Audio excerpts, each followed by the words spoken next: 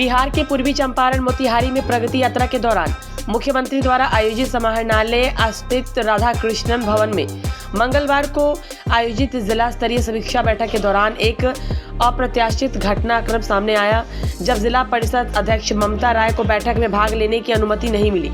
इस पर नाराज होकर ममता राय बैठक से बाहर चली गई। उन्होंने बताया कि कार्यक्रम का समय दोपहर के 2 बजे था, जबकि मैं कार्यक्रम में दिए गए समय 2 बजे से पहले 1 बजे पहुंची थी। मुख्यमंत्री नीतीश कुमार की अध्यक्षता में यह बैठक चल रही थी, जिसमें विभिन्न सरकारी योजनाओं और विकास कार्यों की समीक्षा हो रही थी।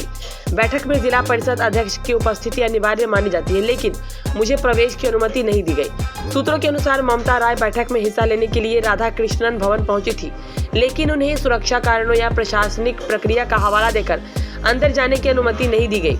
यह देखकर ममता राय अत्यधिक आहत हुई और उन्होंने अधिकारियों से स्पष्ट कारण पूछा।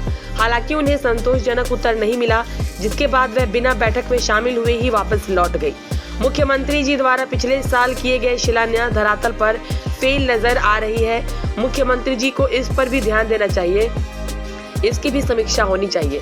ममता राय ने इस घटनाक्रम पर अपनी नाराजगी व्यक्त करते हुए कहा, जिला परिषद अध्यक्ष के तौर पर मेरा यह कर्तव्य है कि मैं जिला स्तरीय समीक्षा बैठक में भाग लूं और जिले से जुड़ी समस्याओं को उठाऊं, लेकिन मुझे बिना किसी स्पष्ट कारण के अंदर नहीं जाने दिया गया। यह मेरे सम्मान का उल्लंघन है। उन्होंने यह भी कहा कि इस तरह का व्यवहार जनप्रतिनिधियों के साथ असम्मानजनक है और प्रशासनिक प्रक्रिया में सुधार की आवश्यकता है। ममता राय के इस कदम से राजनीतिक हलकों में चर्चाओं का दौर शुरू हो गया है। कुछ नेताओं का मानना है कि यह घटना राजनीतिक असहमति का परिणाम हो सकती है, जबकि अन्य ने इसे प्रशासनिक लापरवाही और गलतफहमी के तौर पर देखा। स्थानीय प्रशासन ने इस मामले पर फिलहाल कोई आधिकारिक बयान नहीं जारी किया है। बैठक में मुख्यमंत्री नीतीश कुमार और अन्य उच्च अधिकारी उपस्थित थे, लेकिन ममता राय के लौटने के बाद कोई बयान नहीं दिया गया। यह घटना बिहार की राजनीतिक पृष्ठभूमि में एक नया मोड़ ले सकती है, क्योंकि ममता राय एक प्रमुख जनप्रतिनिधि है और उनका आरोप राज्य सरकार के प्रशासन पर एक गंभीर सवाल खड़ा करता है।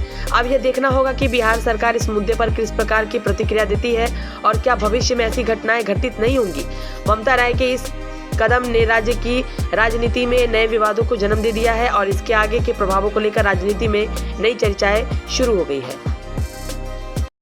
मुख्यमंत्री को बैठक में शामिल नहीं होने दिया। मुख्यमंत्री का लेटर सुबह आया था, तो 8 बजे लेटर आ गया था। वहाँ जब मैं 1:25 में पहुंची तो एंट्री नहीं हुआ।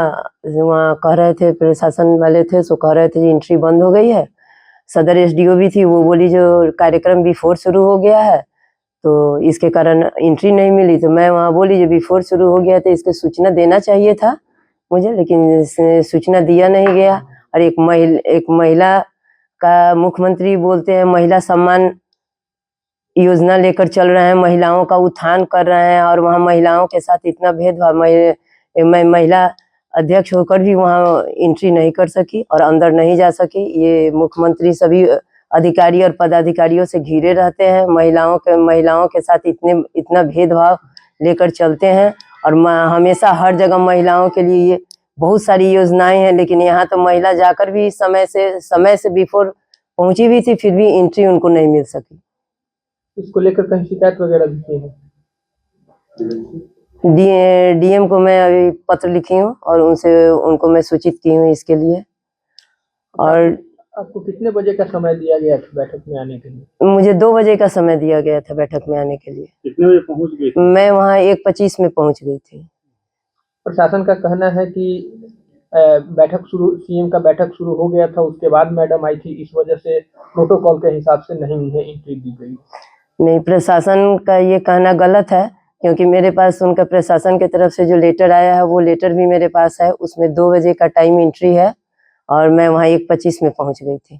अब बैठक पहले शुरू हो गया तो आपको फोन नहीं किया गया कि हाँ आने के लिए? नहीं, मुझे किसी तरह का कोई सूचना नहीं था आने का। मैं जब वहाँ गई तो सदर एसडीओ भी कह रही थी जो मुझे भी कार्यक्रम ये बिफोर का काम शुरू हुआ है, लेकिन सूचना मुझे भी नहीं है इस बार।